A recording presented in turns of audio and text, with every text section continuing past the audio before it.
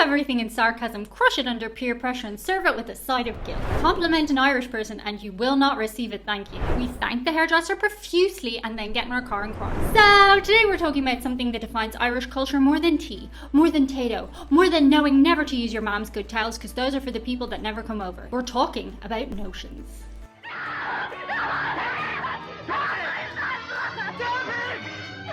What's a notion, Diane? It's ordering an avocado. It's wearing a wide brim hat in Galway. It's saying namaste without any irony. It's owning a juicer. Ordering oat milk, speaking French with too French of an accent, getting a new BMW but not providing the disclaimer of exactly how shit it really is, and getting a cleaner once a month. These are not crimes unless you live in Ireland. They can be done, but you must run the unofficial Irish gauntlet of disclaimers. It's humble, it's precise, and I'm going to tell you exactly how to do it. Hello, I am American. I am American too. Now, for my American viewers, notions might sound like a cute little word. But it's not. It's a warning, and it's the worst thing you can say about an Irish person. To have notions means that you might believe, even for a second, that you might be above your own station. That you believe you deserve nice things, and God forbid you are fancy.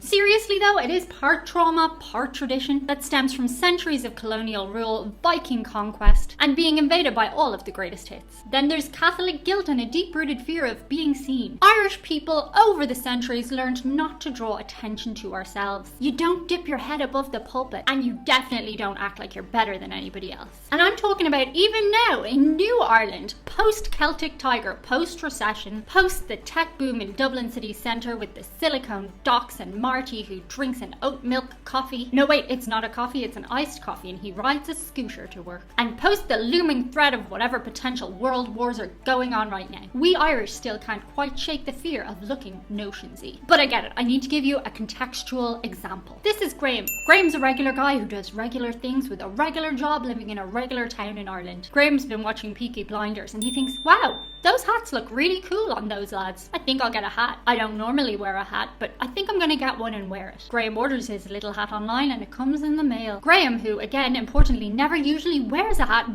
and goes out with the lads one night wearing said hat. Just one time. Graham's name is no longer Graham. Graham's new name is Hat. 10 years later, he's sitting in a pub explaining to new people that he meets why everybody calls him Hat. Hat is now and forevermore will be his name, and everybody laughs as they remember the night Graham Hat wore a hat. Buy a camel-coloured coat, everybody's gonna call you Del Boy. What a 42-carat plonker you really are. Why does everybody call that girl Sinead from my year in school Lips? Because one day she went to Liffey Valley and went in the back of a beauty salon and got her lips done. That can't be legal. Her lips swelled up a lot for like 2 weeks. And evermore, she's been called Lips. I actually had to look up on Facebook what her birth name was because everybody just calls her Lips, including me. I think she introduces herself as Lips. It's good that Lips can take a joke. While you're pondering that, do subscribe to the channel, otherwise next time you put on a clean dry pair of socks, you're going to step in a puddle. You see, Irish people are nothing if not humble, and there's a national instinct to keep everybody else around you humble. See, back in the day, you were actually helping them. If they stood out too much, something bad might happen to them or their family. Everyone needed to blend and seem unthreatening. And because of that now, even if you're a multi-millionaire living in Fox Rock, you still should be going to Tesco and doing the run yourself in your fleece. Otherwise, notions. I mean, who the hell does she think she is? You need to understand, you can be anything you want to be in Ireland, as long as you immediately make a joke about it and say how shit it actually is. Irish people are Olympic-level performers of false modesty. Compliment an Irish person and you will not receive a thank you. Replying thank you to a compliment is actually something I have struggled with my entire adult life. I have to actively stop myself from doing the following when given a compliment by a non-Irish person. But when an Irish person compliments an Irish person, you will hear something along the lines of these. Ah, pennies, fiver. Nah, it's in bits already. Yeah, it's a good car, but it's a shit colour though. Ah, the zip broke already. Got it in the bin actually. It is not enough to accept praise. You have to disavow the praise, even when something really good happens to you. Promotion? Sure, it's just a title. Engagement? Sure, it was about time, wasn't it? You won the 250 million euro jackpot? I cry every day, don't be jealous. And it was one in Cork. So that makes it better again, not Dublin.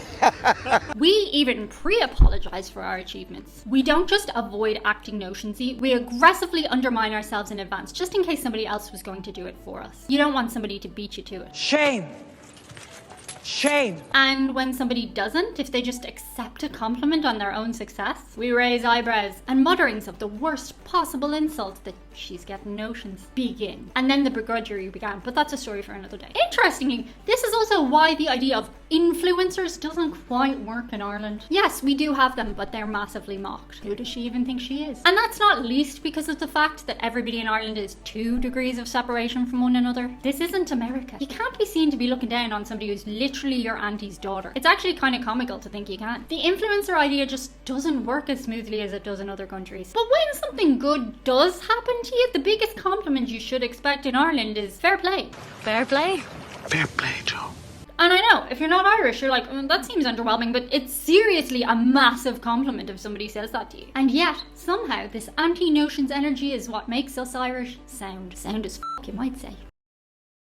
Universally, most people around the world agree that the Irish are very funny, very charming. We have great personalities. You'll forgive me bigging us up. It's in the context of what I'm explaining. Don't be getting notions, Diane. We are lovely to waiters, even if they get every single thing we ordered wrong, even if they forget about us. We still tell them not to worry. We probably fucked something up along the way. Like our Canadian pals, we always say sorry when somebody bumps into us. I'll admit, one day I was standing perfectly still in deals trying to get some cheapo crisps when this owl one comes around the corner yapping on her phone, not looking, and bangs into me full direct. I autopiloted, oh sorry, and she committed the Irish sin. She did not say sorry back. She just looked at me and walked away. It wasn't even me who banged into her, stupid bitch. Okay, I might be holding on to that one. But customarily, I'm supposed to say sorry, she's supposed to say sorry, we're both supposed to be saying sorry, and we're both supposed to go on with our days, both being really sorry, because we're all Irish. Top of the morning to ya. Us Irish apologise to the hairdresser when they feck up our hair. I love your hair. We would rather tip for a terrible haircut than complain. We thank the hairdresser profusely and then get in our car and cry. Because complaining is, say it with me, giving off notions. They're good. Let me compare and contrast an American versus an Irish person in a restaurant. Oh, say, can you see? Can I get the chicken with tomato sauce and no olives on the side? Sorry, if you get a minute, not to rush you at all, but if you have a moment, could I possibly get, don't go out of your way now, a little tiny piece of toast? Please. Thank you so much, thank you. No rush at all. Because in Ireland, being demanding makes it look like you think you're better than somebody else, and you cannot be seen to think you're better than anybody else. The Irish are one people in society. We are all the same. Nobody is better than anybody else. So has been the way since the dawn of time. I don't know about the dawn of time, but for a lot of hundreds of years. But I do ponder sometimes, maybe it's time we reclaim our notions. Notions is, after all, just a word for unapologetic ambition in a way. Or, heaven forbid, pride about what we did or achieved. But at the end of the day, I do enjoy it all and actually find it quite charming about us. We wrap everything in sarcasm, crush it under peer pressure and serve it with a side of guilt. In a way, it's part of what makes us Irish unique. We all have notions, we just need to be seen to be afraid to show them. So here's to the bold ones. The hat wearers, the French overpronouncers with the fancy accenters, the people who unironically order an American-style tall half mocha, half frappuccino double whip with no cream and a drop of almond milk and caramel saucers. You are our heroes and our deepest fear. Yes, we may slag you off, but a little bit of us thinks it's pretty cool actually. And for me, I have notions, I just don't talk about them. To anyone except you, of course. Don't call me hat. Shout out today to a couple of patrons.